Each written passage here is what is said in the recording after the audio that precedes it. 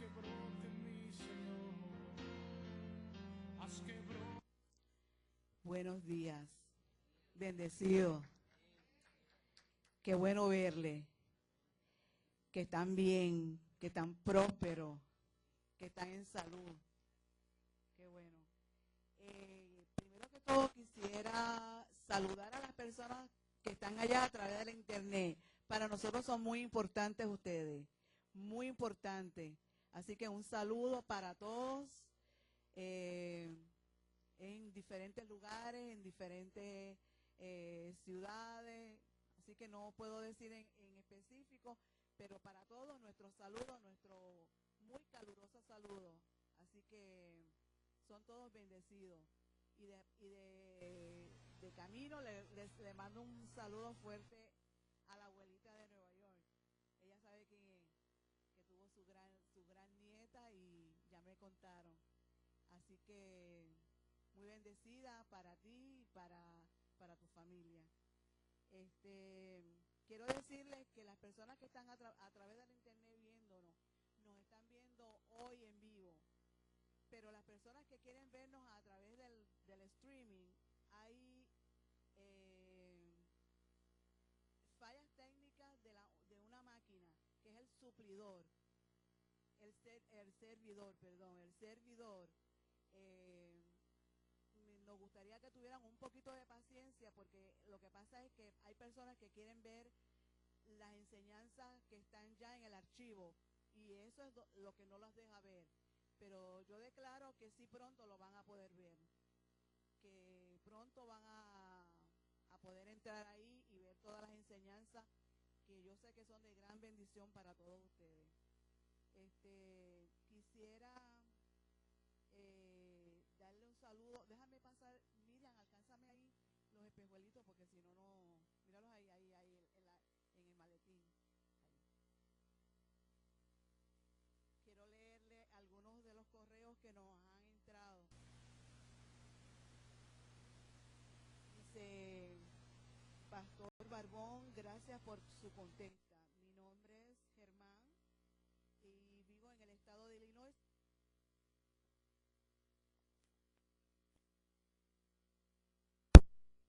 Vivo en el estado de Illinois y mi dirección es tal, mi teléfono es tal, para que me puedan llamar. Pastor, usted me puede llamar durante el día, etcétera. Yo lo conocí a usted y le visité en la iglesia de Palm Avenue en el 1998 y compré varias enseñanzas que me bendijeron grandemente a contestar muchas preguntas que tenía en cuanto a lo que estaba pasando en la iglesia. Ya hablaremos. Son muy bendecidos usted, la pastora y toda la iglesia. Sí soy de la dispensación de la gracia, el fundamento que Cristo le dejó al apóstol Pablo. Esa es una de las personas, esa allá en Illinois.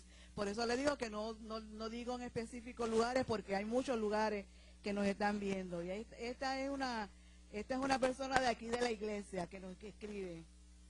Dice: hola pastor y pastora, soy fulana. Dice: le escribo solamente para compartir con ustedes lo feliz que me siento de ser parte de este ministerio. Han habido muchos cambios en el paso del tiempo, el amor ha crecido en nuestra congregación y eso me tiene muy motivada, porque el amor es lo primero, y si reflejamos y damos amor a todo aquel que se nos acerque, cuánto más somos capaces de dar. En lo que yo pueda ayudar a la congregación, sepan que mi corazón está dispuesto a ayudar, y con gozo y alegría. Son muy bendecidos y yo me siento igual por la dicha de ser instruida por un gran siervo de Dios como usted. Gracias a Dios por dejarse usar de tan grandiosa manera. Los amo mucho, a usted y a toda la congregación. Y esto es una persona que nos escribe desde Honduras, pero ni se identifica, ni dice, no da datos cómo contestarle. Una incógnita, no sé.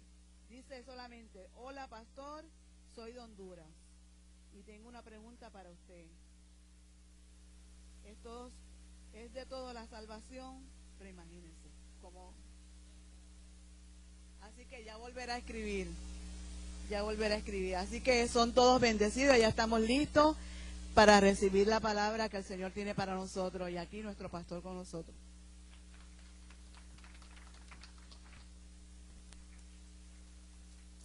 Ponme el disco, los aplausos. A ver.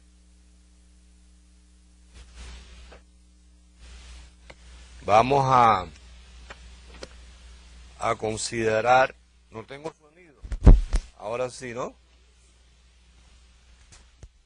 Ahora sí. Ahora sí.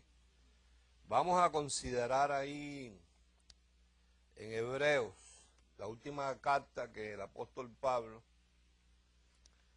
le escribió a una iglesia compuesta de gente hebrea. ¿Por qué se llama hebreo? Fácil, diga, facilito.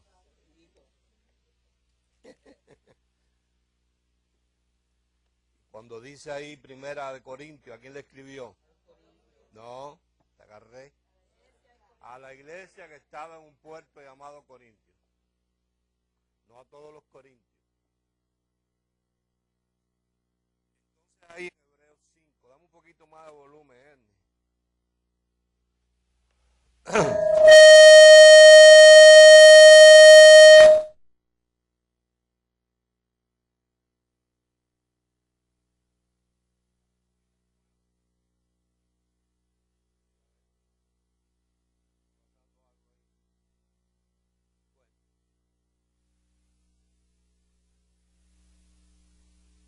De todas formas, vaya buscando ahí Hebreos 5, verso 11, mientras yo chequeo otra vez la pila.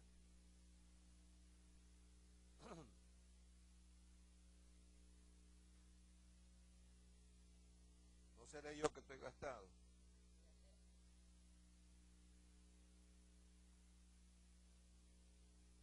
La pila está bien.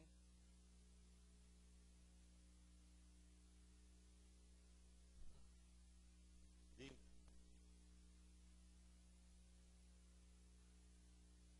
Si no me voy con el otro. Dame aquel. Está prendido. 1, 2, 3, ya. Vino la pila.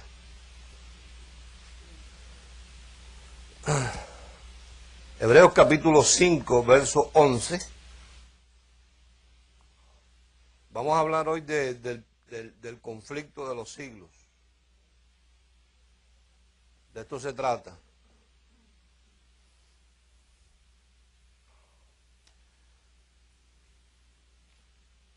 Hebreos capítulo 5, verso 11. Dice, acerca de esto tenemos mucho que decir y difícil de explicar, por cuanto os habéis hecho tardos para oír. Con toda libertad usted puede, ahí donde dice tardos, la palabra es lerdo.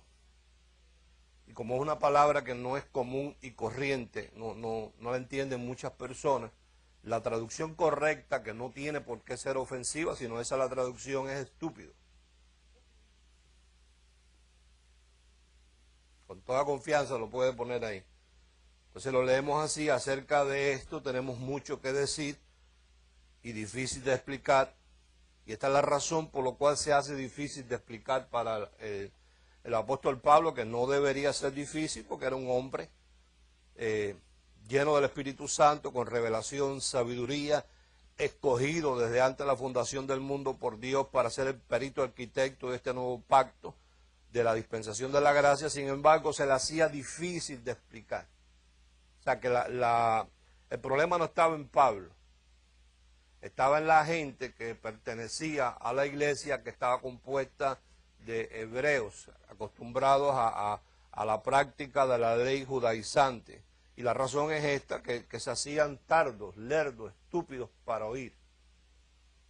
Entonces ahí hay algo que cuando uno lo lee, es lo que Dios desea, que es donde peca la iglesia de una forma enorme. Es que ahí cuando comienza el versículo dice acerca de esto.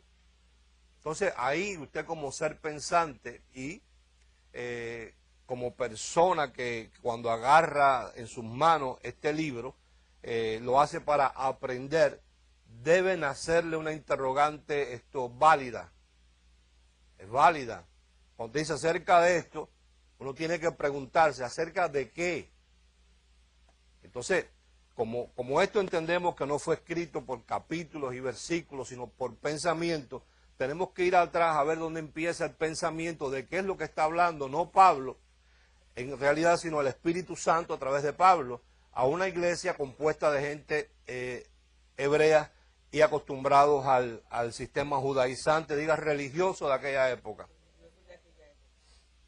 Y entonces yo, para adelantar tiempo, te voy a llevar al capítulo 4, verso 1, que ahí es donde empieza el pensamiento que termina después en ese capítulo 6, verso 1 al 3. Este es el esto del cual habla en el 5:11, donde dice, temamos pues, no sea que permaneciendo aún la promesa de entrar en su reposo. Reposo es fácil de entender que es contrario a trabajo, a obra. El que trabaja, obra. Y el que obra es porque está haciendo un trabajo. Uno entra a trabajar a las 7 de la mañana y hay un momento en que uno toma un receso para reposar, para almorzar, para merendar. Entonces, cuando tomó ese receso, dejó de trabajar. Hay gente luego que son tan cerrados que tú lo ves con el sándwich en la boca y siguen trabajando. Eso no es reposo. Temamos pues no sea que permaneciendo aún, diga permaneciendo aún, o sea, la promesa permanece aún. Hubo una promesa de parte de Dios de entrar en un reposo. Y la promesa todavía está pendiente, está fija, está viva, permanece aún, dice, temamos pues no sea que permaneciendo aún la promesa de entrar en su reposo, alguno de vosotros parezca no haberlo alcanzado. Se trataba de que esta gente, si tú lees la carta, tomas tiempo para enterarte de las cosas de tu Dios, de tu papá, hello. Cuando tú tomas tiempo para enterarte de las cosas de tu papá y lees ahí esa carta a la iglesia compuesta por los hebreos, te das cuenta que toda la carta está dirigida usando una analogía, mucho simbolismo en cuanto al tabernáculo, en cuanto al sacrificio, en cuanto al sumo sacerdote, porque el Espíritu Santo les quería hablar a esta gente de una forma que entendieran. Entonces, si, por ejemplo, tú te pones a hablar con una persona que toda la vida ha trabajado en el campo y tú quieres que te entienda bien, tú usas cosas del campo para ilustrarle las cosas. No le es difícil entender a esa persona. Pues a esta gente, como eran gente judaizante, conocían lo que era tabernáculo, conocían lo que eran las tribus, conocían lo que era el sacrificio, el sumo sacerdocio. Pablo usa, o el Espíritu Santo usa ese conocimiento para ilustrarle el nuevo pacto. Entonces, como ellos en el tabernáculo dependían de trabajo y obra, y mata animales, y limpia sangre, y echa sangre, y mueve para aquí, y mueve para allá, ahora Pablo les recuerda que eso se iba a acabar ya, que ya Dios había decidido terminar con eso, y que a pesar, oído, de que en el año más o menos 33 y pico, Dios había rasgado el velo, ¿ves? Todavía en el año 70 ellos seguían metidos en el templo, diciendo, aunque se rasgó el velo, y era un velo que hemos hablado de eso, que tenía como 6 metros de ancho, se había rasgado de arriba hacia abajo, primero en el del cielo, luego en el de la tierra, para darle acceso al hombre a lo que estaba prohibido anteriormente, que era acceso al lugar santísimo. Por eso él le dice, teniendo libertad, Hebreos 10:19, estando ya presente Cristo, ahora tenemos libertad para entrar confiadamente al lugar santísimo a través de su cuerpo partido, su sangre derramada. Entonces él usa el templo, porque ellos conocen lo que es templo. ¿Ves? Y le dice, el velo era su carne y eso fue roto, eso fue partido. Ya tenemos libertad para entrar. Todavía ellos con un velo recocido. estaban ministrando ahí y Pablo le dice, todavía hay una promesa para entrar en el reposo. ¿Qué hacen ustedes trabajando en esto? Entonces después, si tú quieres enterarte un poquito más, lees más, pero voy a saltar ahí al capítulo 4, verso 9, donde dice, por tanto queda un reposo para el pueblo de Dios, porque el que ha entrado en su reposo también ha reposado de sus obras como Dios de las suyas. Procuremos pues entrar en aquel reposo, para que ninguno caiga en semejante ejemplo. Quiere decir claramente que el seguir obrando, el seguir trabajando con propósitos religiosos es un acto de desobediencia delante de Dios. Entonces ahora podemos con toda confianza regresar al capítulo 5, verso 11 y por lo menos tener una visión clara de qué es lo que el Espíritu Santo está hablando cuando dice acerca de esto. Entonces pudiéramos poner ahí con toda confianza, acerca del reposo al cual nos llama Dios. Tenemos mucho que decir. Y difícil, por cuanto os habéis hecho tardos, estúpidos, lerdos para oír. Porque debiendo ser ya maestros, después de tanto tiempo, tenéis necesidad de que se os vuelva a enseñar cuáles son los primeros rudimentos de las palabras de Dios, y habéis llegado a ser tales que tenéis necesidad de ¿qué? De leche y no de alimento sólido.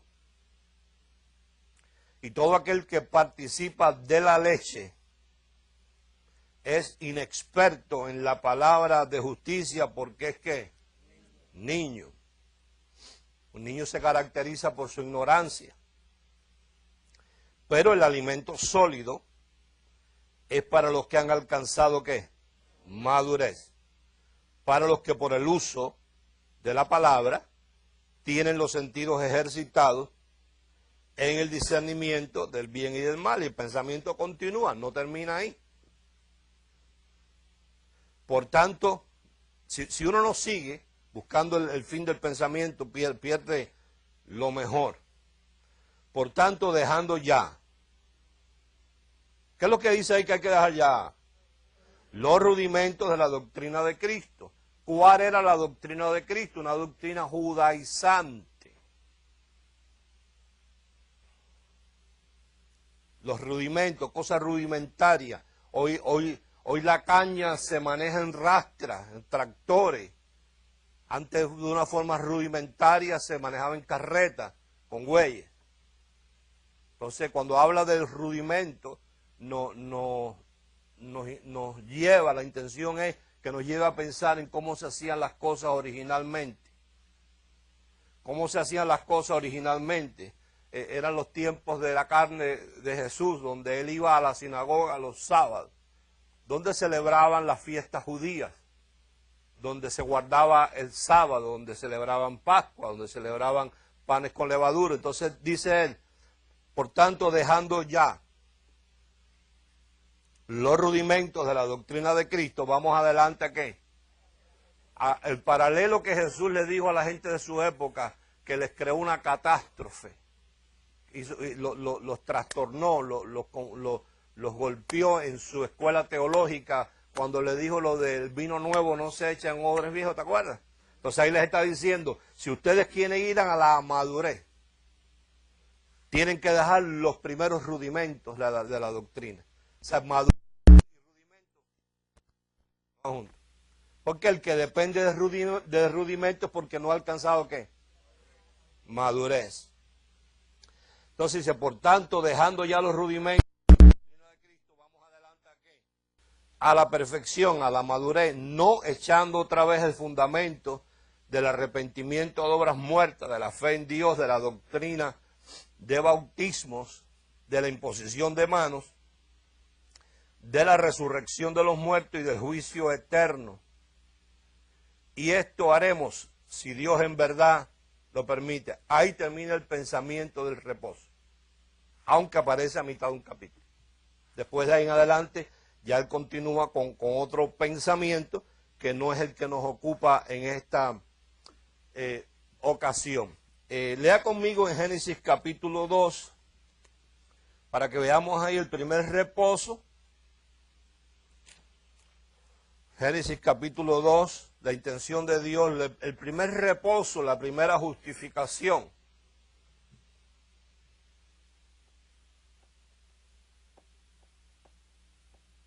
Cuando tú lees ahí la vestimenta del sacerdote, en épocas de la ley, tú vas a observar que tenía una característica que era calzoncillos largos de lino fino.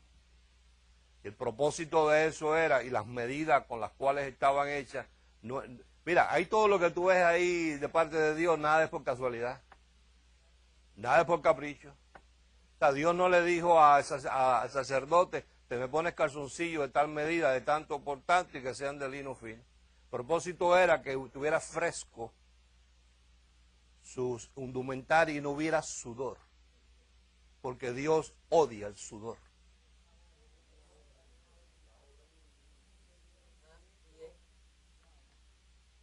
Dios odia el sudor. Porque cuando tú sudas es señal de que estás trabajando, estás cargado, estás fastidiado. A menos que tú estés haciendo ejercicio, ¿no? Y que te agrade hacer el ejercicio. No a todo el mundo le agrada. Habemos mucho que lo hacemos porque no nos queda otro remedio. Pero no es porque nos guste.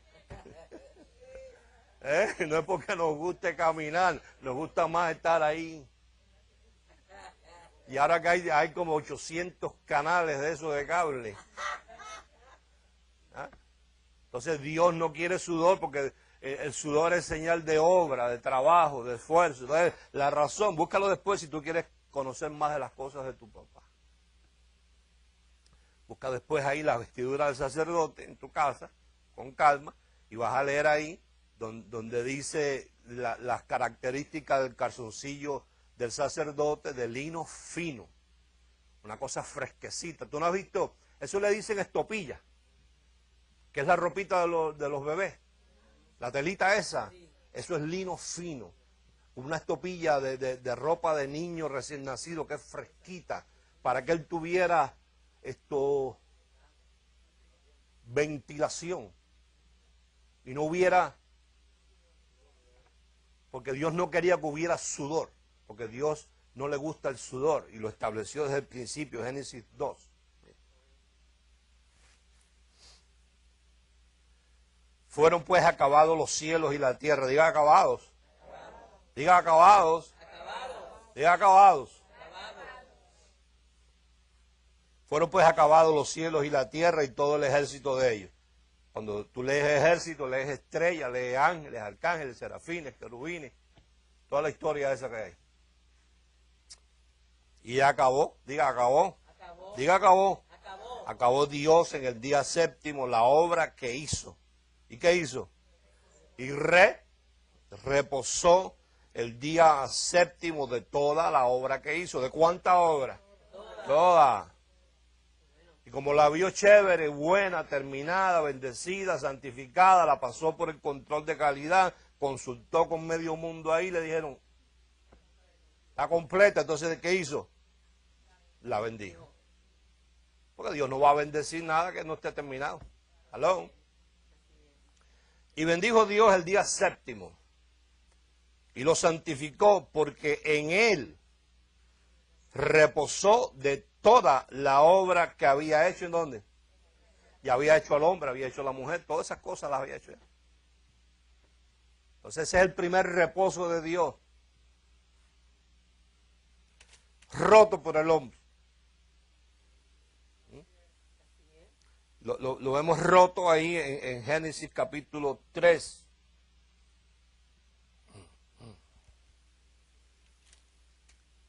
Hay una transgresión ahí de parte de estos personajes, Adán y Eva.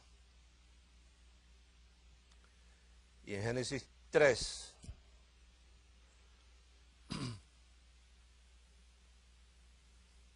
verso 7. Ya habiendo adquirido una conciencia corrompida, que diga, dura hasta el día de hoy.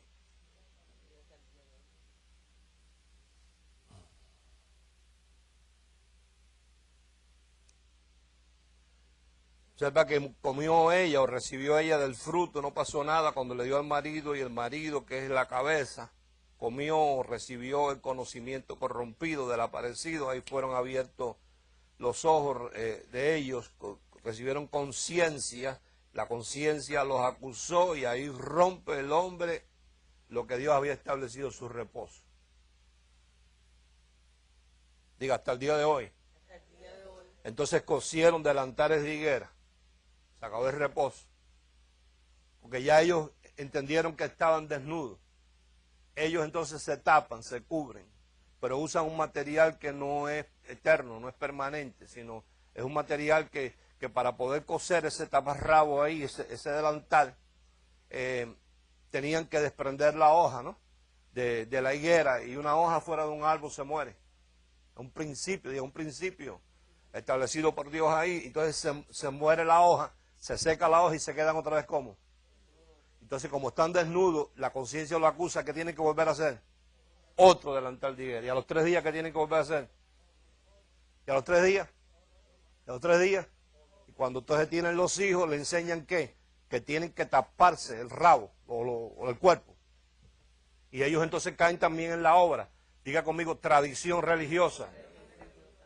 De una generación en otra. Papá, no me siento cómodo, estoy como mal, estoy desnudo. Quiere decir que el niño ya creció y se da cuenta que está desnudo. La conciencia lo acusa. ¿Qué le enseña el padre? Delantal de higuera. Entonces eso se transmite de una generación en la otra.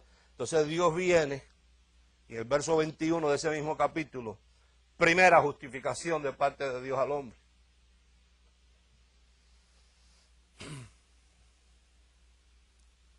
Dice, y el Señor Dios hizo al hombre y a su mujer túnicas. ¿De qué? Ya no de higuera. ¿Y los qué?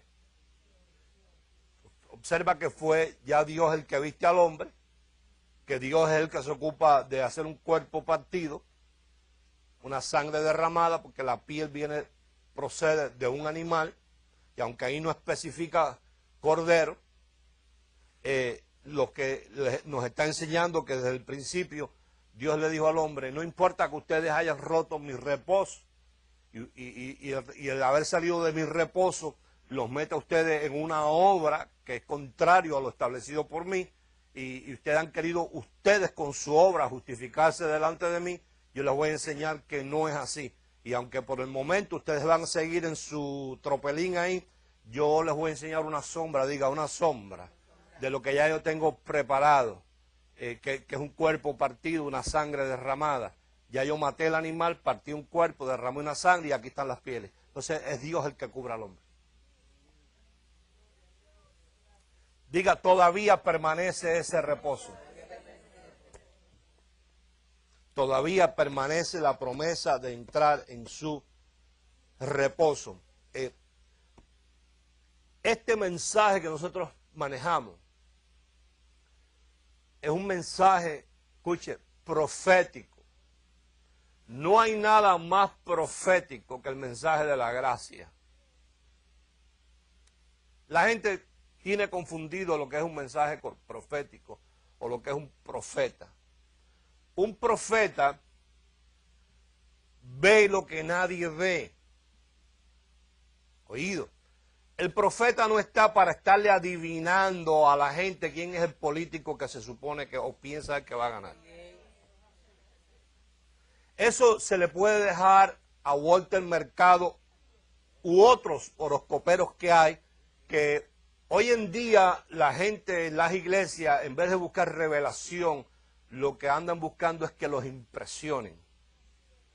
Entonces Dios, que no anda en el negocio de impresionar a esos que se dicen ser profetas, pero que no lo son, estilo la iglesia de Tiatira, esa mujer que tienes ahí que se dice profetiza, pero que no lo es. Entonces ellos tratan de impresionar a la gente con toda esta serie manipulaciones y supuestas profecías. Entonces Dios, para demostrar de que no es eso lo que Él llama a un profeta, los deja en vergüenza. Y yo me hice el propósito de no mencionar nombres de nadie para que cada cual juzgue. Pero usted se mete al internet hay alguien que se ha dedicado a eso, lo ha hecho muy bien el trabajo, bajo falsos profetas, y esta gente que yo no sé ni quiénes son, no sé quiénes son, se han dedicado a tomar ciertos y determinados videos de lo que hablan y dicen y hacen esta gente y los guardan en archivos y después los sacan y los ponen en YouTube. Entonces, por ejemplo, hay uno que ya se ha caracterizado por todas las veces que ha fallado en profetizarle a los políticos. Profetizó que McCain iba a ganar y falló.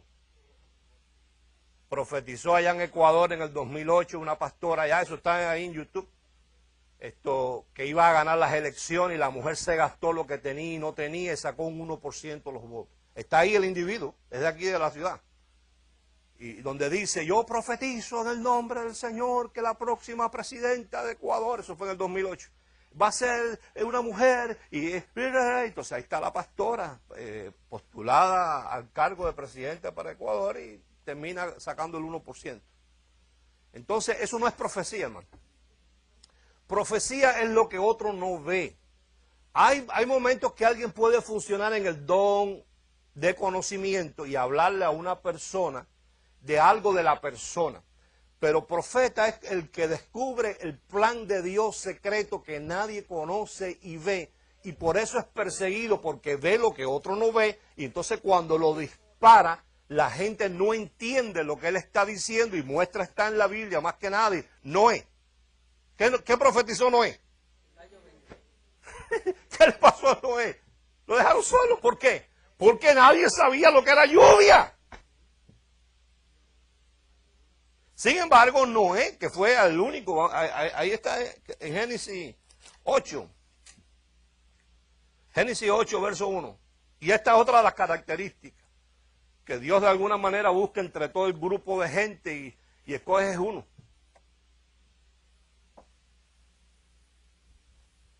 Génesis 6, perdón.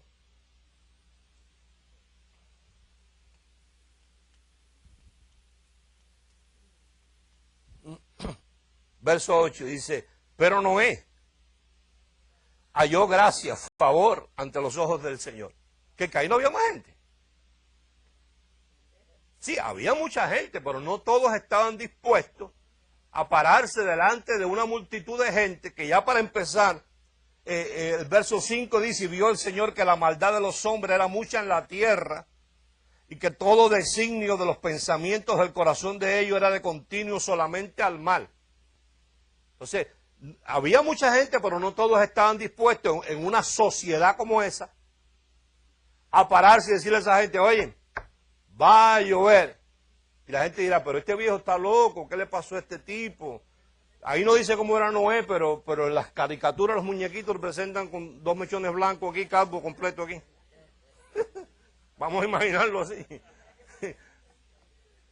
Noé con su bata, con su cordón armado y con un palo en la mano, gritándole a la gente, va a llover y Dios me ha dicho que prepare un barco. Y la gente estaba cada uno en su cosa, en su rumba, en su vacilón. O sea, que el designio del corazón del hombre nunca ha oído, escúchame, nunca ha sido hacia Dios. La inclinación del hombre nunca ha sido hacia Dios. Inclusive tú lo ves hoy en día. La gente es la casa, el trabajo, la carrera, la familia, la mujer, las vacaciones, la ropa, la prenda, el negocio, la inversión, Wall Street. Pero las cosas de Dios son muy aparte para la gente de hoy en día. O sea, hay poca gente con pasión hacia las cosas de Dios. Pero eso no es nuevo, eso es viejo. Entonces dice ahí, y se arrepintió el Señor, vaya, de haber hecho hombre en la tierra y le dolió en su corazón. Dijo el Señor, raeré de sobre la faz de la tierra a los hombres que he creado, desde el hombre hasta la bestia y hasta el reptil y las aves del cielo, pues me arrepiento de haberlos hecho. Pero, diga pero. Pero Noé, fíjate que no dice ahí había un grupo ni nada. Perdóname si tú no estás de acuerdo en lo que Dios está haciendo ahí, que es uno solo. Pero Noé halló gracia ante los ojos del Señor. Y ahí hace todas las generaciones y estuvo 120 años esta persona edificando su barquito él solo. No había uno que le ayudara a cargar una puntilla, un palo, y le dio las medidas exactas, no era por gusto, los pisos, el asfalto, cómo lo iba a hacer, todas las características, y entonces dice, en el año 600 de la vida de Noé, en el mes de mayo, verso 11 del capítulo 7 dice, el año 600 de la vida de Noé, en el mes de mayo, pastor, ahí no dice mayo, dice el mes segundo, es mayo, porque primero es abril. Por eso que siempre cuando la naturaleza está bien, paréntesis, que ahora no anda bien, se supone que los primeros aguaceros, si tú lo sabes, y tú hasta, dice, da buena suerte salir en el primer aguacero del mes de mayo y mojarse, ¿verdad que sí? ¿Verdad que te enseñaron eso? Pero este año empezó a llover, fue en junio.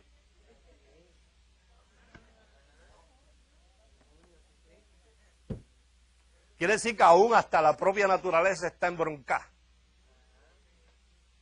¿Tú entiendes eso? O tú no te has dado cuenta como todo está ahí embroncado. ¿Tú sabes por qué las ballenas mueren en la orilla? Porque las ballenas no tienen olfato, lo que tienen es una orientación magnética para orientarse por los climas. Y cuando hace mucho frío en un lugar, pues se van a otro, se van orientando por el magnetismo propio de la Tierra. Pero como la Tierra ha perdido su magnetismo, ella se desorienta y entonces enfila hacia la orilla pensando que está enfilando hacia afuera. Porque la Tierra está embroncada. Entonces ellas paran en la orilla y llegan a la arena y se mueren ahí. Porque su forma de... Porque ella se orienta por el magnetismo de la Tierra, que es donde ella vive. Como eso está al revés, entonces en vez de agarrar para mar adentro, va al revés, como anda la gente hoy en día. Al revés. No tiene rumbo. Eso es profético. El hombre andará de aquí para allá, de allá para acá, de aquí para allá, de allá para acá. ¿Sí o no?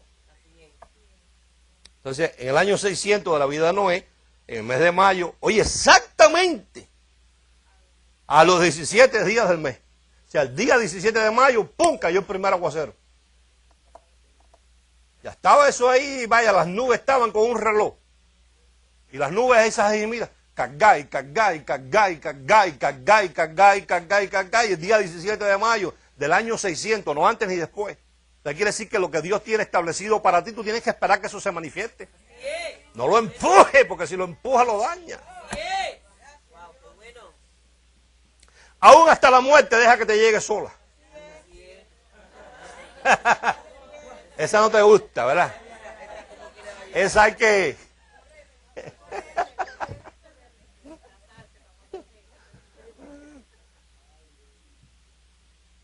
Aquel día fueron rotas todas las fuentes del grande abismo y las cataratas de los cielos fueron. Ush, día y noche, noche y día y noche y día, pero vaya, sin parar. Y entonces Noé fue embromado, fue blasfemado, fue perseguido, fue dejado solo por una cosa sencilla de que Dios lo había llamado como profeta a anunciar algo que él estaba viendo que más nadie veía. Y a ellos no les gustó, porque si Noé se para y le dice, todos ustedes, dice Dios que ustedes se están portando muy mal. ¿A eso le gusta a la gente? A no le gusta eso, a la gente le gusta, todo está bien contigo. Aunque el que tú se lo estás diciendo sepa que él no está bien nada. Pero como todo está embroncado, no se salvó ni uno, nada más que los animales que Dios puso ahí. Entonces, eso es un profeta. Profeta no es horoscopero, que es lo que vemos hoy en día. Por ejemplo, ahí en Efesios capítulo 2, Efesios capítulo 2, por eso tú ves que yo no me canso de decir, y a veces quizás alguna persona se pueda sentir hasta incómoda, por eso que yo digo, por años llevo diciendo y haciendo hincapié, ¿será que tú eres de aquí? Porque este es un ministerio no querido, porque anuncia lo que otros no ven. Y cuando tú anuncias lo que otros no ven, a los que no ven lo que tú estás anunciando, les incomoda. Nosotros con nuestro mensaje hacemos lucir a estos otros personajes que se llaman pastores, profetas, evangelistas y todos los títulos habido y por haber, los hacemos sentir como mamarrachos. Y eso no gusta. ¿Por qué es que nosotros tenemos como en Cuba una ley mordaza en este pueblo? Que a nosotros no nos dejan hablar, nosotros dejamos vivos de milagro. Vete a cualquier emisora de radio, nosotros nunca hemos dejado de pagar la radio ni la televisión. Vete y busca cualquiera, las que puedan haber hoy en día. Y dile, mira, queremos comprar un tiempo. Te vamos a pagar un año por adelantado, que yo no lo tengo, pero tengo quien me dé la plata. ¿Y quién viene? ¿Va a venir el pastor Barbón? No, hermano. Pero déjame hablar. Si yo soy uno solo como Noé, ¿cuál es el problema? Que lo que nosotros vamos a hablar te va a hacer sentir a ti como mamarracho.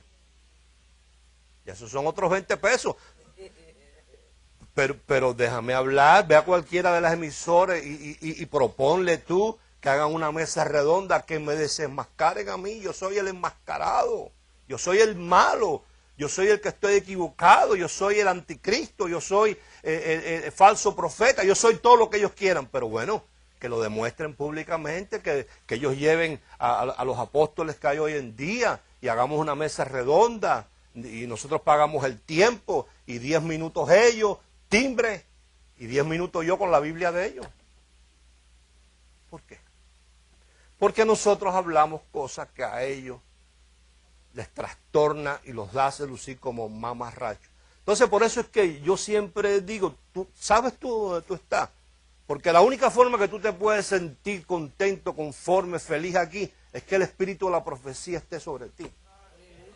Pero si tú andas diciendo, ay, qué bueno sería que la iglesia de nosotros vindieran todo el mundo compuestico, bien vestido, como la iglesia de fulano y fulano. Oye, nosotros no somos esa iglesia. Tú no estás para aquí. Nosotros estamos en otra cosa. Nosotros estamos trastornando la religión. Todo profeta, mira a Jesús. Mira lo que dijo Jesús. Mira. Vamos a leerlo en Mateo 24 para leerlo textualmente y regresamos ahí en Efesios. Entonces yo sé que hay gente que luego se acercan a mi persona y entonces porque me cogen cariño, porque yo les caigo bien, porque me le parezco al papá o al abuelo, qué sé yo. Pero cuando te acerques, ven entendiendo lo que yo cargo. Que yo no lo escogí tampoco, quiero que tú sepas. A mí me pasó como a este Jeremías. Cuando yo vi lo que a mí me estaban dando para hablar, conociendo cómo son estos religiosos, yo me resistí bastante y le dije, no. Y me pasó como a Jeremías, que Dios le dijo, yo pondré palabra en tu boca y la pondré por apresuramiento. Mira Jesús, mira, este es profeta, mira. Esto es año 30 más o menos, 30, 31. Entonces Jesús está viendo algo que ellos no ven. Y le va a hablar, tú sabes, nada más y nada menos, a sus discípulos, a los duros, a los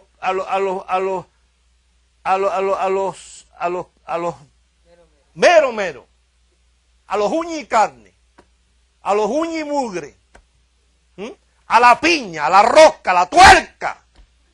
A eso le va a hablar. Cuando Jesús salió del templo y se iba, se acercaron sus discípulos para mostrarle los edificios del templo. Ay, maestro, ¿no has visto estos edificios? Esto es lo más grande que hay, mira lo que han hecho, mira qué maravilla. Y Jesús no está pendiente a nada, mira lo que Él les responde. Respondiendo Él les dijo, ¿veis toda esta maravilla, toda esta grandeza, todo este lujo, toda esta cosa? Le está hablando del año 70, le está hablando de algo que iba a pasar dentro de 40 años. Por eso Él veía lo que ellos no conocían ni veían y por eso lo iban a perseguir hasta lograr agarrarlo y matarlo. Ese era el propósito de ellos. ¿Por qué? Porque Él veía lo que ellos no veían. Le está hablando de algo que iba a pasar en el año 70, la destrucción del templo. Le dice, respondiendo Él les dijo, ¿veis todo esto? De cierto os digo que no quedará aquí piedra sobre piedra que no sea derribada. Y para esa gente el templo era más importante que Dios. Como hay mucha gente que para ellos lo que es el edificio, la silla, la compostura, los adornos es más importante que Dios. Todas esas cosas son buenas, pero eso no es primero.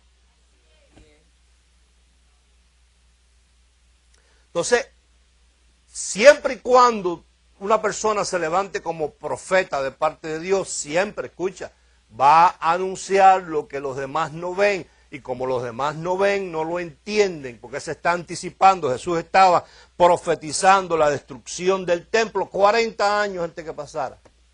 Cuando pasó, ellos debieron haber dicho, oye, ya nos los advirtieron. Sin embargo, ¿qué hicieron? ¿Qué tuvo que hacer Dios? Tengo que destruírselo porque ellos siguen con la misma majadería. En el año 70 después de Cristo vino la destrucción del templo y todo lo que había dicho Jesús pasó de la misma manera. Lee conmigo Lucas 21.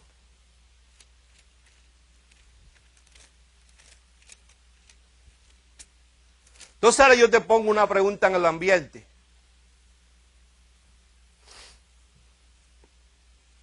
De acuerdo a como tú pienses. No responda, por supuesto. De acuerdo a cómo tú pienses, te ubicas. En si tú estás en este ministerio, y cuando hablo de este ministerio, no hablo simplemente a las cuántas personas hay hoy, 11 personas que hay hoy aquí. No me compraste el disco Los Aplausos.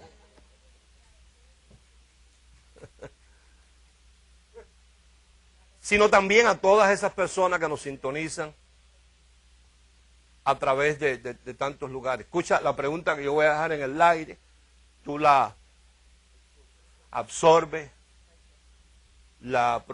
¿cómo se llama? La asimilas, la elaboras en tu mente y tú mismo te contestas y eso te ubica.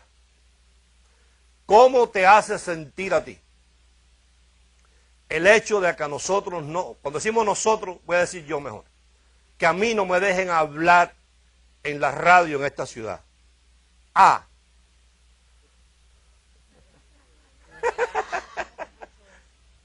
A. Te hace sentir triste porque me tienen rechazado los poderosos. Te hace sentir desanimada o desanimado. Escúchame, no conteste, te dije. Ya te estás descubriendo. ¿Verdad que dije que no contestara? Que no conteste. Te hace sentir triste, desanimada, caída, caído, diciendo, ay, cómo me gustaría que el pastor hablara por la radio y tener una iglesia donde todo el mundo esté grande, así con mucha gente bien compuestico, todo el mundo bien elegante, buena música. O te hace sentir como que en los últimos 25 años nosotros hemos llevado adelante un mensaje profético que hace sentir a los religiosos de esta época como unos mamarrachos. Oído, lo seguimos haciendo y lo seguiremos haciendo hasta que Dios me llame a su presencia. A o B, entonces no contestes. Como tú contestes en tu mente, es que es la realidad de tu ubicación en el ministerio. Si tienes A, tú no perteneces aquí. Llegaste un día y te da pena irte.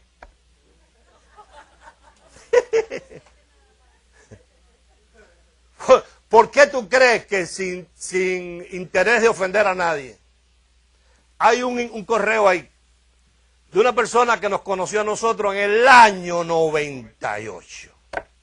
¿Cuántos años hace? Fíjate lo que yo voy a exclamar. ¿Cuánto tiempo perdido? 12 años metido en Babilonia conociendo este mensaje. Porque este personaje de este Chicago, Illinois, no se ha levantado con esta voz profética allá en Chicago, porque yo no puedo estar en todas partes. ¿Por qué será? Porque sabe y se ve en el espejo y dice, la candela que se ha buscado él no me la voy a buscar yo. ¿Por qué ayer o antes de ayer entró una llamada que todavía no la he podido contestar de un pastor de Dallas, Texas, apellido, no voy a decir el apellido, voy a decir el nombre, Manuel, que vino a nuestra convención en el año 95? ¿Cuántos años hace eso? Y 15 años después, llama para decir, ¿será que van a abrir una iglesia de gracia aquí en Dallas, Texas? ¿Por qué será? Porque es que mensaje profético en todas las épocas. Mira Moisés. Moisés es profeta. Después leemos en Lucas. Y después leemos en Efesios, y después leemos otro lado, pero vamos a leer a otro aquí. Éxodo. Siempre el profeta, escúchame, habla lo que otros no ven. Y el mensaje de los otros que no ven, viene ese mensaje a destruir el sistema religioso de esa época. ¿Ya te ubicaste? ¿Te sientes como desanimado o te sientes como, he estado aquí con mis diezmos, mi presencia, a pesar, mira que hemos pasado, Dios mío, más que esta gente en el desierto? Pero hay gente que están aquí. Hasta yo quise salir corriendo. Capítulo 5 de Éxodo. Este es Moisés, profeta de Dios. Después Moisés y Aarón entraron a la presencia de Faraón y le dijeron, el Señor, el Dios de Israel, dice así, deja ir a mi pueblo. Mira el mensaje cuál era. A celebrarme fiesta en el desierto. Y Faraón respondió, ¿quién es el Señor ese para que yo oiga su voz y deje ir a Israel? Yo no conozco a ese Señor, así ni tampoco dejaré ir a Israel. Y ellos dijeron, el Dios de los hebreos nos ha encontrado, iremos pues ahora camino de 3 días por el desierto y ofreceremos ¿qué? ¿Cuándo habían hecho eso?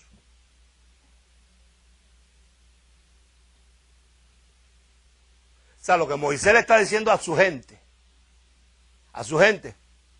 ellos no conocían tabernáculos de dónde, tabernáculos de dónde, altar de bronce de dónde. Si para empezar no tenían bronce, lo que tenían eran fango y paja para hacer ladrillo. Entonces, ¿qué les está diciendo Moisés a esta gente? Algo que ellos no conocían ni veían, y eso los trastornó, empezando por aún el propio pueblo de Israel. Los israelitas, cuando oyeron lo que Moisés estaba diciendo, dijeron, este es lo que está estucado. Fiesta en el desierto, eso es imposible. Dice, a celebrar fiesta en el desierto y ofreceremos sacrificios al Señor nuestro Dios para que no venga sobre nosotros con peste o con espada. Ahora, lee conmigo en Éxodo 14. Éxodo 14.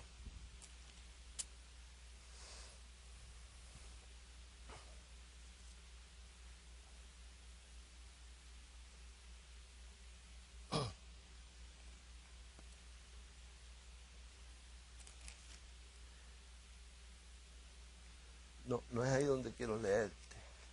Espérate, déjame buscarlo, ¿está ahí? Esto es algo de última hora ahí. Aquí está. Números 14.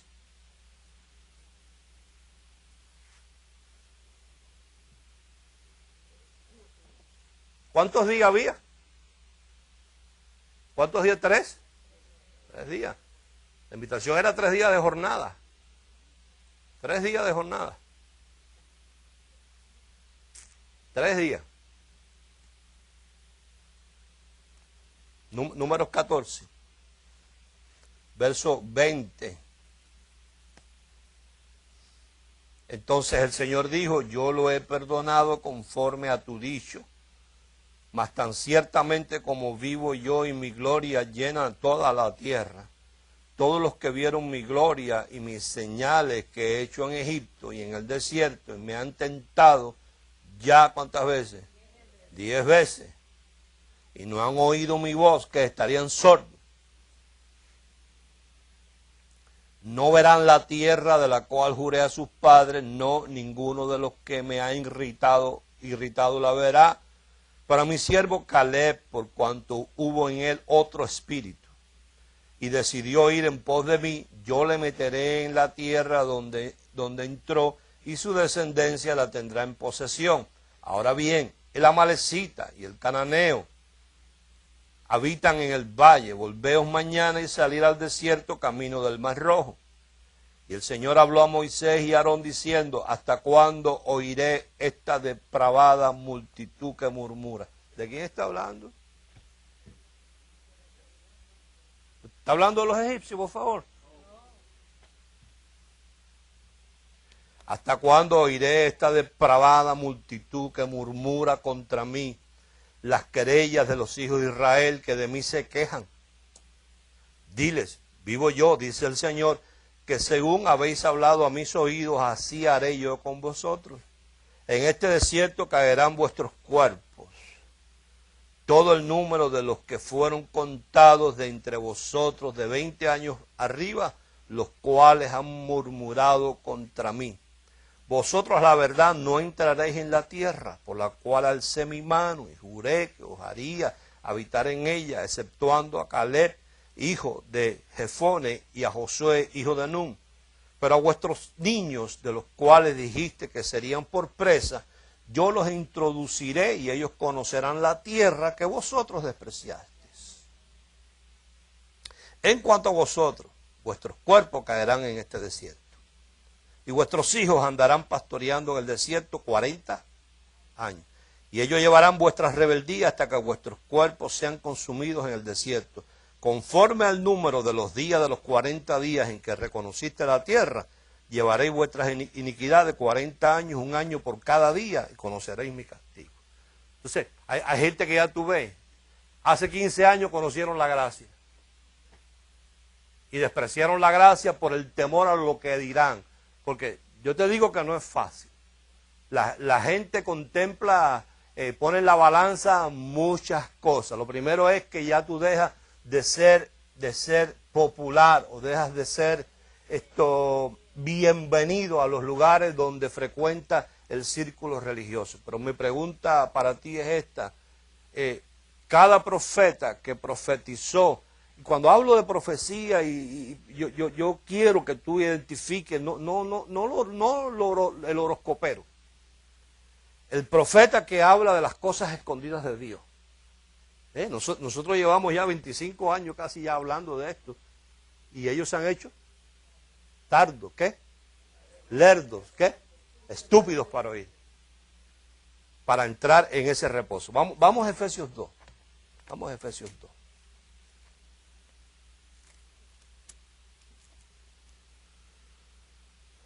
Entonces, si te sientes triste, para de sufrir.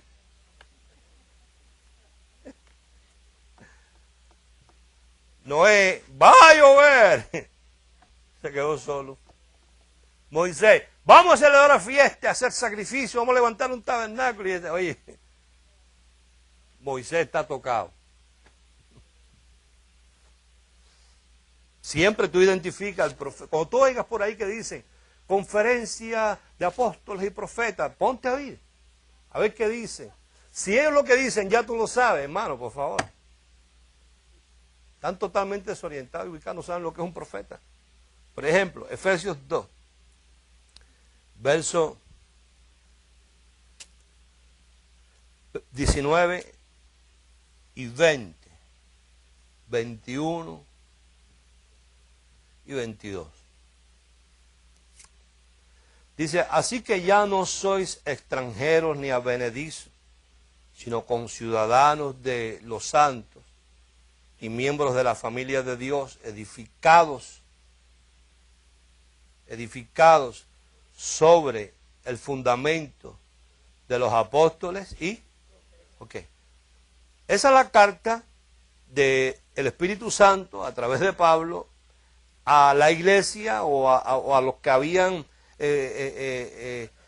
reconocido a Jesucristo como el Mesías en el pueblo de Éfeso.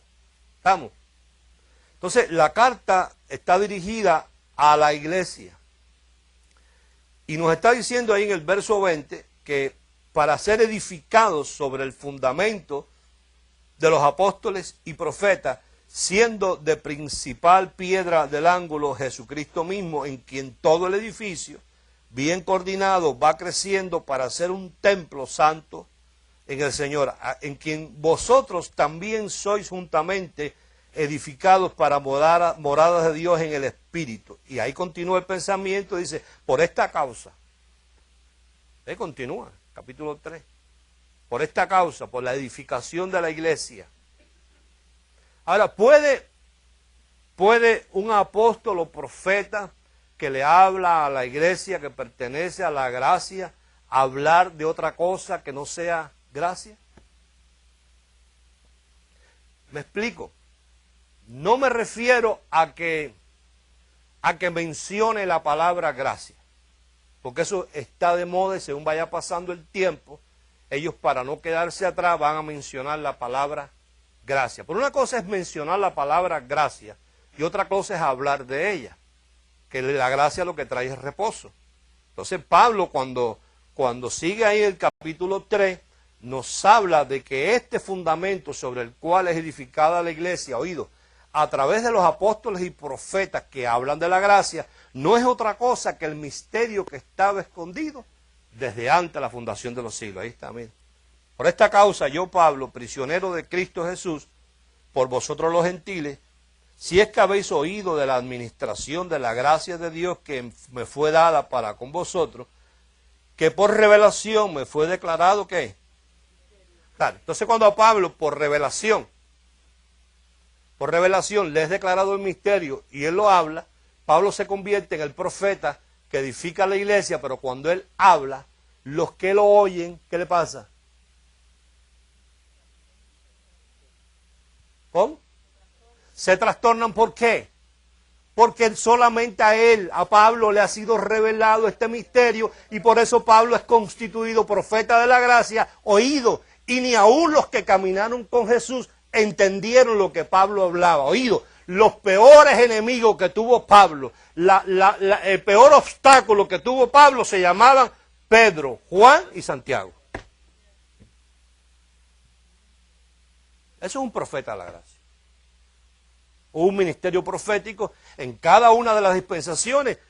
Todo profeta que Dios levantó para que hablara, vino a trastornar el mundo religioso, diga de su época porque estaba hablando algo que ellos no veían ni comprendían. O sea que cuando Pablo ahora nos está preparando la escena, nos está diciendo que el fundamento de los apóstoles y profetas que edifican la iglesia es el misterio que estaba escondido y se pone a hablar del misterio que él es revelado, ahí está, mira, dice, si es que habéis oído de la administración de la gracia de Dios que me fue dada a mí para con ustedes y que por revelación me fue declarado el misterio como antes lo he escrito brevemente, leyendo, lo cual podéis entender cuál sea mi conocimiento. Otra vez, en el misterio de Cristo, verso 5, otra vez, misterio que en otras generaciones no se dio a conocer a los hijos de los hombres como ahora, diga ahora, es revelado por sus santos apóstoles y qué más, y profetas por el Espíritu, que los gentiles son coherederos y miembros del mismo cuerpo y copartícipes de las promesas de Cristo Jesús por medio del Evangelio, del cual yo fui hecho ministro por el don de la gracia de Dios que me ha sido dado según la operación de su poder a mí, diga a mí, que soy menos que el más pequeño de todos los santos, me fue dada esta gracia de anunciar entre los gentiles el evangelio de las inescrutables riquezas de Cristo y de aclarar a todos cuál sea la dispensación del misterio escondido desde los siglos en Dios que creó todas las cosas. Quiere decir que cuando Pablo se para a hablarle a la iglesia, incluyendo a Pedro, al otro, ¿cómo se llama? A Juan y a Santiago, les está hablando algo que él ve, que ellos no ven, porque a él le ha sido revelado algo que Dios lo tenía escondido desde antes de la fundación de los siglos. Por eso es que entonces ellos no pueden entender, y por eso es que Pedro, Juan y Santiago son los primeros que se oponen al mensaje del Evangelio de la Gracia. Y por eso es que los judíos, los religiosos de aquella época, hacen el complot que en semanas pasadas estuvimos mirando, que hasta se conjuraron en la maldición del ayuno, según hablan ellos, para matar a Pablo, porque Pablo era una plaga. Léalo conmigo, Hechos. Por eso es que a Pablo lo declaran una plaga.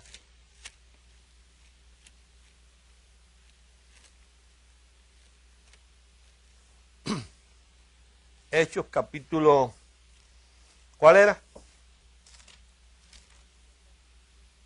¿No te acuerdas? 20 eran.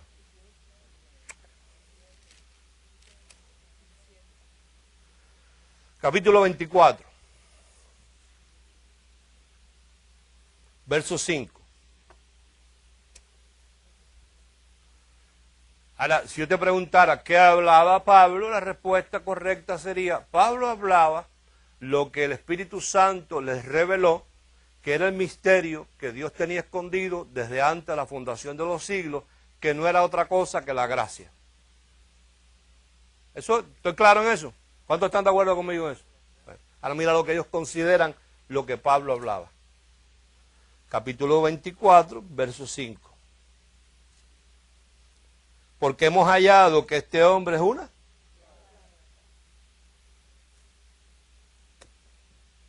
Entonces esa es la razón por la cual a mí no me dejan hablar en la radio, porque yo soy considerado una.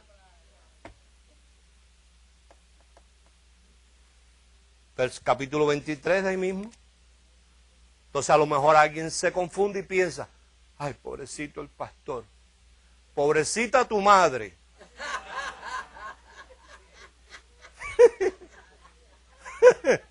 Ningún pobrecito, esto lo escogí yo. O sea, cuando a mí me lo pusieron, después que patalí, dije, ok, le echo mano. Y cuando le eché mano, yo soy el responsable del hecho mano. Así es. Bueno, gracias a Dios.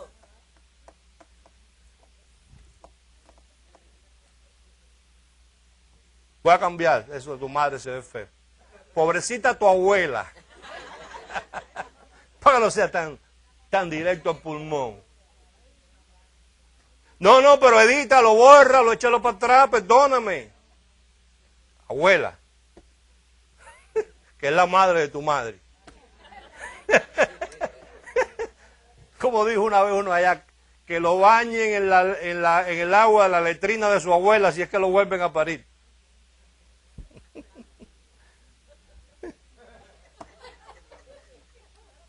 Capítulo 23, verso 11. Ningún pobrecito, tranquilo. Que yo puedo hacer como uno que hizo allá en Colombia, en Pereira. Fue a la radio y dijo, yo pido perdón porque a mí me engañaron. Allá en Miami él me engañó y yo pido perdón por las cosas que dije. Yo puedo hacer eso mañana. Escribir una carta a las radios aquí y decirle que me den un chance para pedir perdón.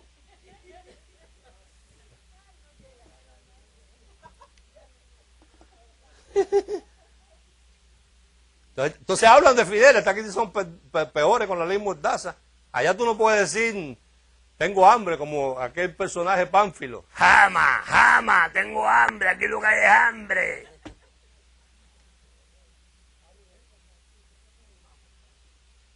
Capítulo 23, verso 7. A la noche siguiente se le presentó, Hechos 23, 11.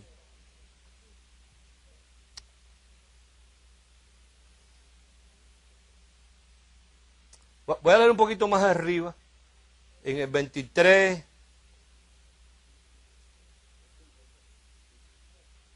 Voy a leer hasta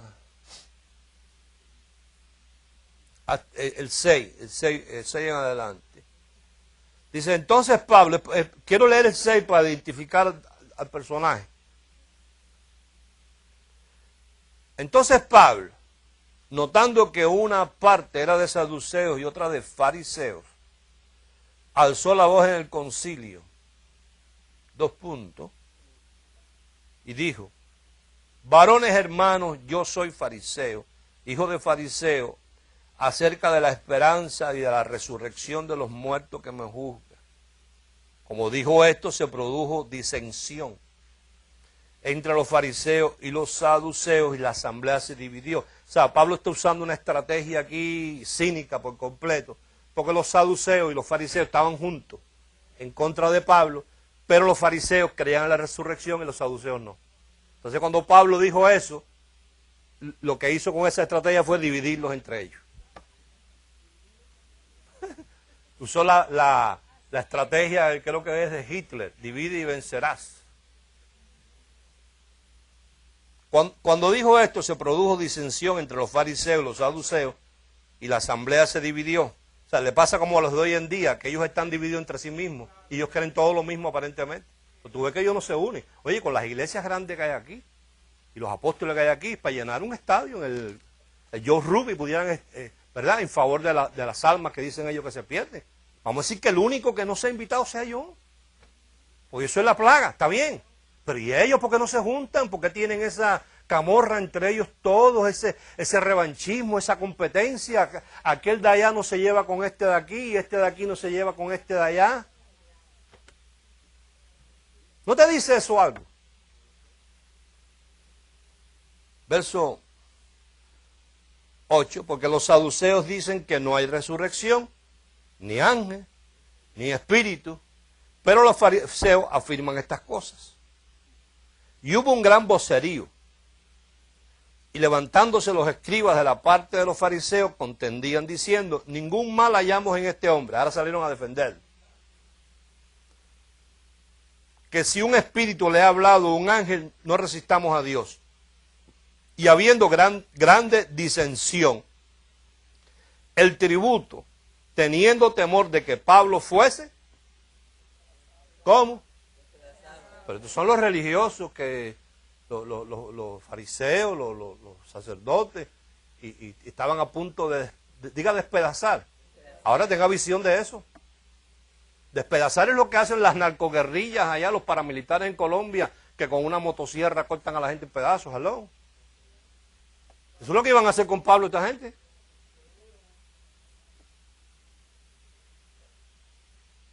¿Y qué había hecho Pablo? Exponer como profeta lo que le fue revelado, que no era otra cosa que el misterio escondido, que Dios tenía escondido desde antes de la fundación de los siglos, que no era otra cosa que el mensaje de la gracia a la iglesia, pero como él veía lo que ellos no veían, porque él sí era profeta, entonces les creaba catástrofe en su escuela teológica. Y habiendo grande disensión, el tribuno, teniendo temor de que Pablo fuese despedazado por ellos, mandó que bajasen soldados y le arrebatasen de en medio de ellos y le llevasen a la fortaleza. Oído, a la noche siguiente se le presentó el Señor. Quiere decir que el Señor está al tanto de todo eso. ¿Sí o no? Y le dijo, ¿qué le dijo? Que es suave. Lo iban a despedazar. ¿Ah? Ten ánimo, Pablo, tranquilo, no hay problema. Si te despedazan no hay problema con eso. Cógelo suave, no te impacientes, Pablo. Pues como has testificado de mí en Jerusalén, cuando predicaba gracia a Pablo, ¿qué era lo que estaba haciendo? ¿Qué hacía? ¿Qué efecto tenía el hecho de que Pablo predicara gracia o que Pablo predicara el misterio que estaba escondido desde antes de la fundación de los siglos? Delante de Dios, ¿qué efecto tiene eso?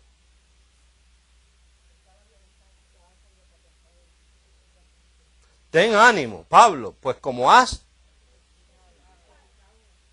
Cuando tú hablas gracia, lo que tú estás haciendo es testificando de lo que Jesucristo hizo por ti. Para que tú no tengas que seguirlo haciendo. como lo has hecho en Jerusalén, así es necesario que testifiques también en Roma.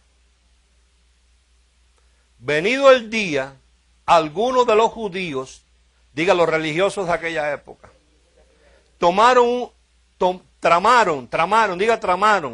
Uy, ¿saben lo que es una trama? A veces leemos tan rápido las cosas. ¿Qué cosa es tramar? Es sentarse entre unos cuantos ahí. No, vamos a hacerlo así porque mira, no importa. No, pero que el hombre no es culpable. No importa que no sea culpable. Vamos a partirle las patas. No importa, qué sé yo, qué sé cuál. Vamos a hacerlo así, vamos a planificar asado. No, que el hombre es inocente. No importa, tú no estás con nosotros. Te vas para aquí, te vas de aquí. Aquí estamos, lo que vamos es a romper con este hombre. Tramaron un complot y se juramentaron bajo maldición. O sea, allá en Cuba había un grupo de gente que le decían los ñáñigos, los abacuá, que eso no eran espiritistas, ni santeros, ni paleros, eran por ahí para abajo más todavía, la gente de las guapas de verdad, que cuando se iniciaban en eso, se juramentaban bajo maldición que eso era hasta la muerte. Diciendo que no comerían ni beberían, ¿qué harían? Ayunar hasta que hubiesen dado muerte a quién. ¿Qué era lo que Pablo había hecho? Hello. Testificar de Jesucristo.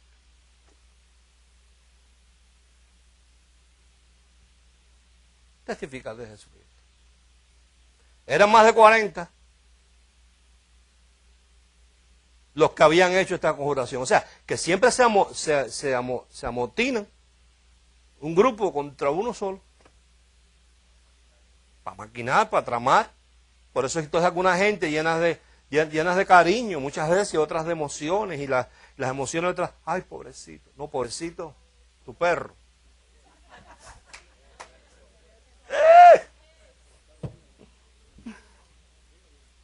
Eran más de 40 los que habían hecho esta conjuración.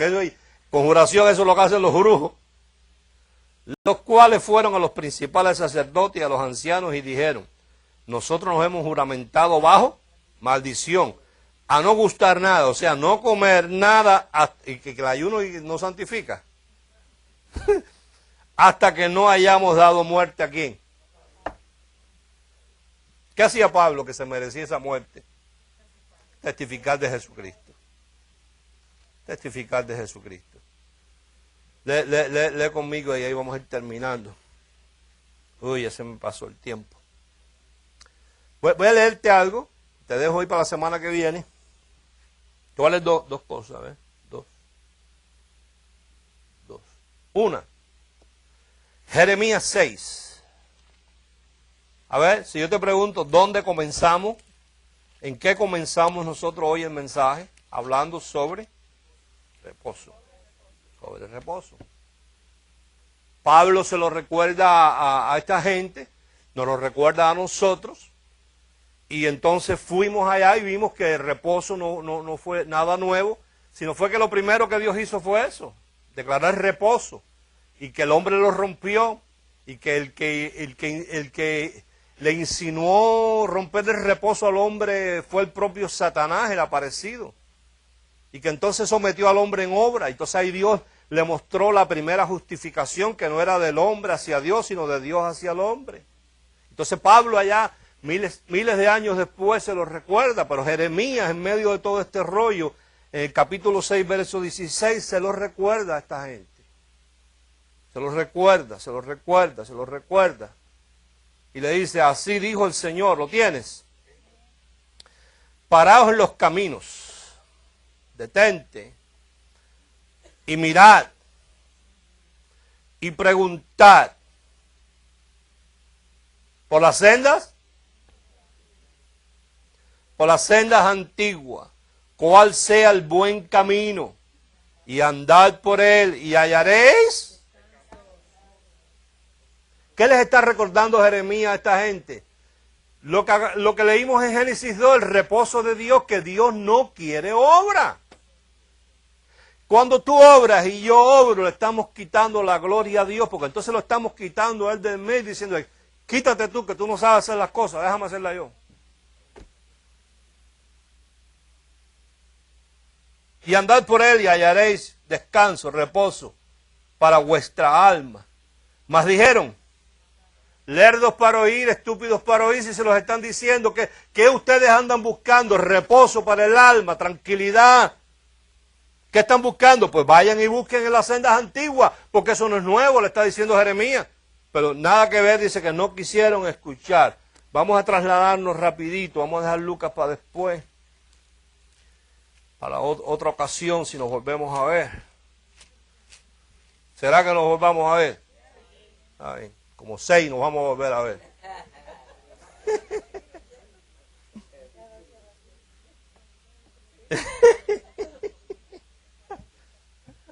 La mitad de los que están. Sí.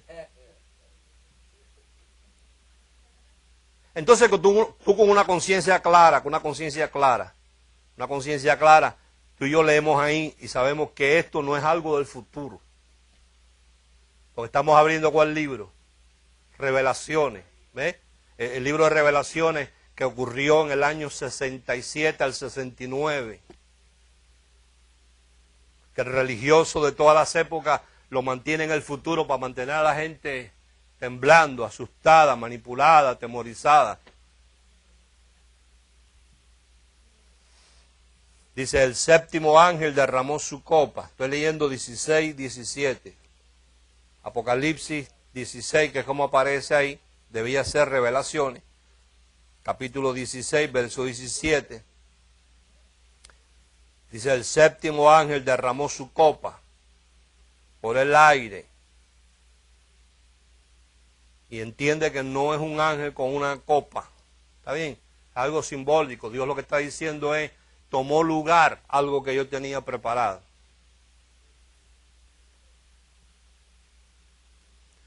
Y el séptimo ángel derramó su copa por el aire.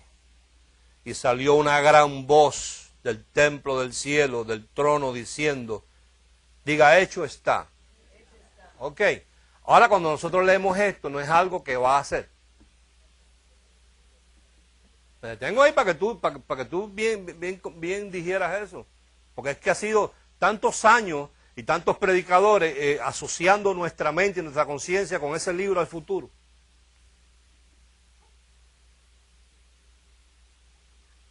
¿Dijo qué? Hecho está. Quiere decir que lo que está hecho no es que va a hacer.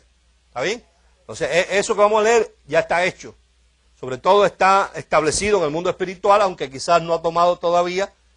O sea, para Dios está hecho. Okay. Entonces hubo relámpagos y voces y truenos y un gran temblor de tierra, un terremoto tan grande cual no lo hubo jamás desde que los hombres han estado sobre la tierra. Y la gran ciudad fue dividida en 3 partes y las ciudades de las naciones cayeron, oído.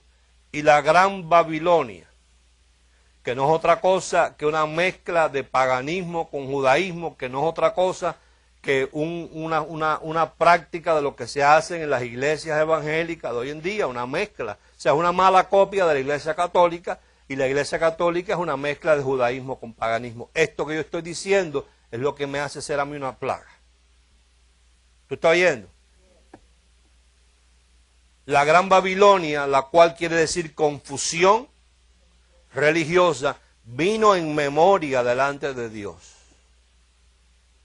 Para Dios darle esto.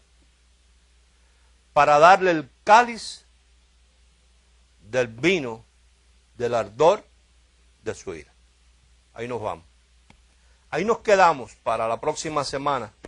Compartamos qué es lo que Dios dice de la actitud de esta iglesia, que cuando Él le escribe en ese libro de Revelaciones, dice, tú tienes ahí dentro de ti el trono de Satanás, tienes la sinagoga de Satanás, tienes las profundidades de Satanás. Yo he llamado a mi pueblo a estar en reposo sin obra ninguna, y tú cada día que pasa inventas más trucos y más cosas para manipular a la gente. Vamos a estar en pie. Padre, en el nombre de Jesucristo, te damos gracias por este espíritu de profecía que nos lleva a aclarar el misterio que estaba escondido desde antes de la fundación de los siglos. Eso hemos hecho por los últimos 25 años. Más de 20, menos de 25. Lo estamos haciendo. Y lo vamos a seguir haciendo. Ese es nuestro trabajo. Es el mensaje del profeta, que ve lo que otros no ven. Ellos se hacen difícil de explicar porque ellos se hacen tardos para oír. Ellos están borrachos de religión en todos sus trucos, en todas sus brujerías, engañando a la gente, manipulando a la gente. Tu propia palabra, cuando el apóstol Pablo profetiza, dice que tú mismo, dice ahí, envías un espíritu de error por cuanto ellos no quisieron creer en la verdad. Y los dejas en ese espíritu de error hacer prodigios y señales mentirosas. La obra, para que sea obra, tiene que ser variable y constante. Y cada día los que predican tu palabra, que se supone que edifiquen al pueblo con el misterio, testificando del beneficio de Jesucristo, ya ni oran para buscar un mensaje. Lo que buscan en sus mentes es algo nuevo para impresionar a la gente. Nosotros no estamos en eso. Y el hecho de que tengamos una etiqueta en esta ciudad y en los lugares donde nos conocen, que son bastantes, nos hace sentir satisfechos por una sola razón. Nos indica de que el hecho de que seamos rechazados es porque hemos hecho un trabajo diferente, distinto, hemos marcado el paso, hemos dejado huella, hemos hecho historia y hemos viajado sobre las alas de la palabra profética. Vendrán tiempos donde tú mandarás hambre a la tierra y no de pan, sino de escuchar tu palabra. Y ha sido nuestra labor preparar un pueblo, sembrar semillas en Chicago, en Texas, Colombia, Venezuela, Cuba, etcétera, etcétera, y que eventualmente la gente se irá dando cuenta, pasen 10 años, 12, 15, de que este es el misterio, esta es tu palabra y que esta es tu voluntad. En el nombre de Jesús declaro a esta gente que entiende ese principio, que están aquí satisfechos de que es así, los declaro bendecidos con toda bendición y los declaro felices en su estadía en este lugar. Gracias en el nombre de Jesús. Amén.